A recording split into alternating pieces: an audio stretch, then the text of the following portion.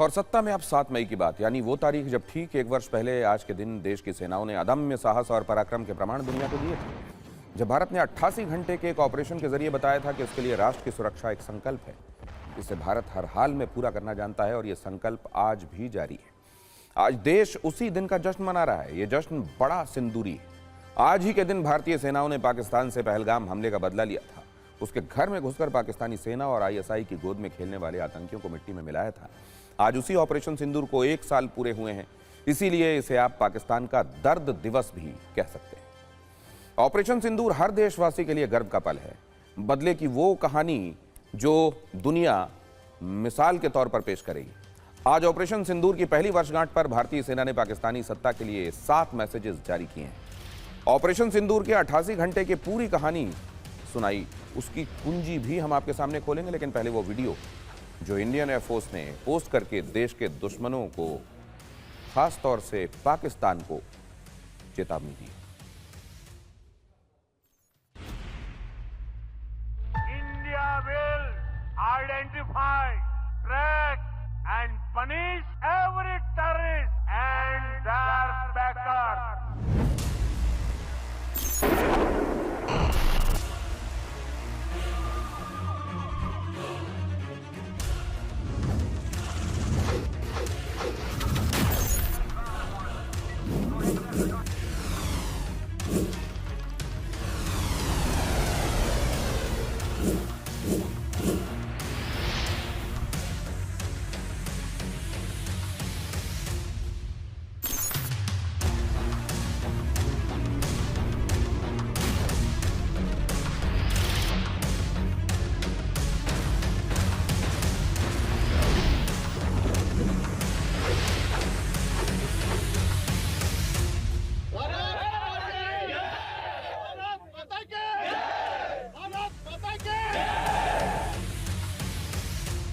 Terror और talk एक साथ नहीं हो सकते। टेरर और ट्रेड एक साथ नहीं चल सकते और पानी और खून भी एक साथ नहीं बह सकता।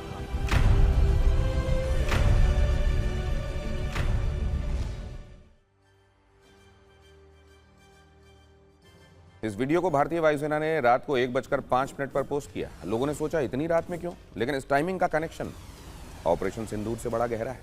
असल में ये वही वक्त है जब पिछले साल 6-7 मई की रात को 1:05 पर भारत ने पाकिस्तान के खिलाफ ऑपरेशन सिंदूर शुरू किया था।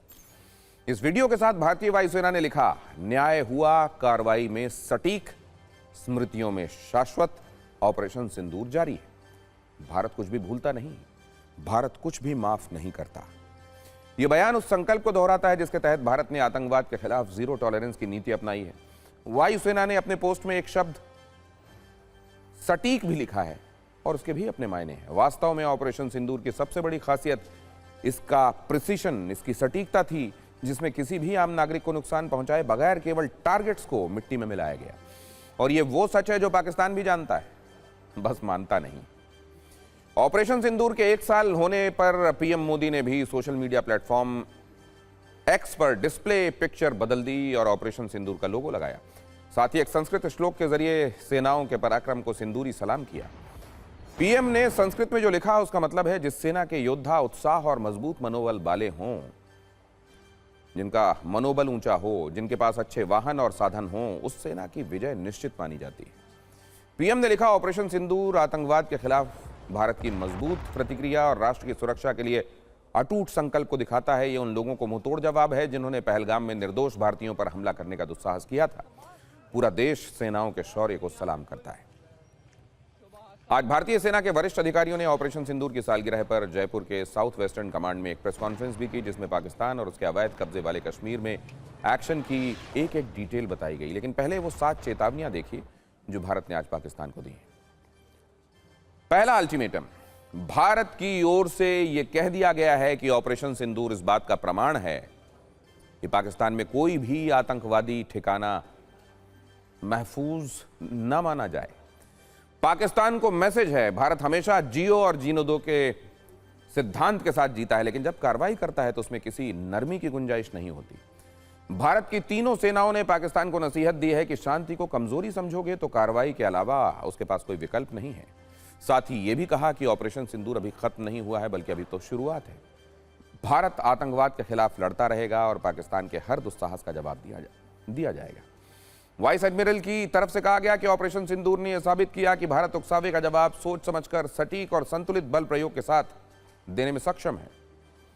हम आपको ऑपरेशन सिंदूर की पहली वर्षगांठ वाली वो रील दिखाते हैं जिसमें पाकिस्तान के लिए चिंता वाला अलार्म है।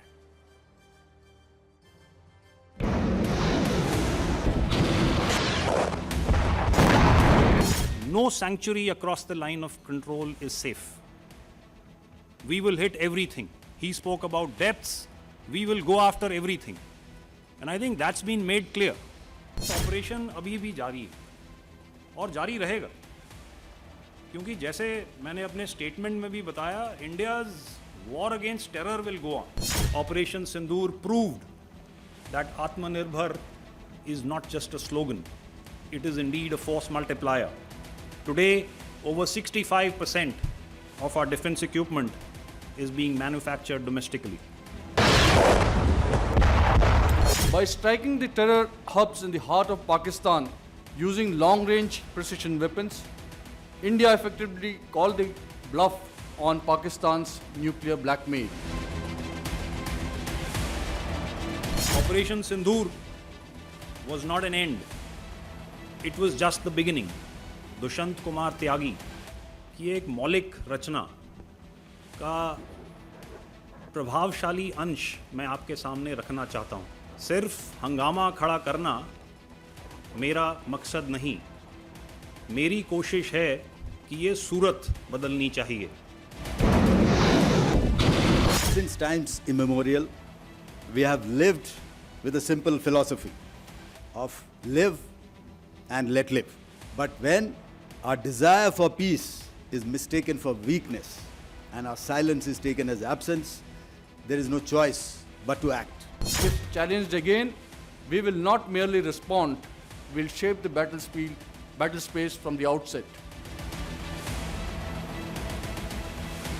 In an era of prolonged conflicts around the world, we struck hard, achieved clearly defined objectives when the Pakistanis were compelled to negotiate and requested us to stop. So there was innumerable amount of damage which compelled them. And at the end of the day, if the Pakistanis were to make the same amount of investment in their battle fighting ability as much as they do in the narrative, I think they would have fared much better.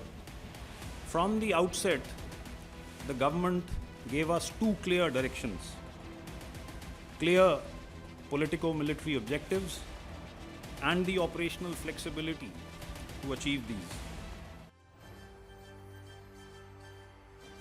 और अब पाकिस्तान के खिलाफ operation सिंदूर की एक flashback कुंजी खोलते हैं जिसमें पाकिस्तान के लिए दुख और दर्द की मात्रा बहुत ज्यादा है, और यह दुख अब हर 7 मई को उन्हें होगा। जब ऑपरेशन सिंदूर की शुरुआत हुई पिछले साल 6 और 7 मई की रात 1:05 पर, जब भारतीय वायुसेना ने सिर्फ 22 मिनट में 9 आतंकी ठिकाने तबाह कर दिए और ऐसी बम वर्षा की जिसमें 100 से ज्यादा आतंकी मारे गए।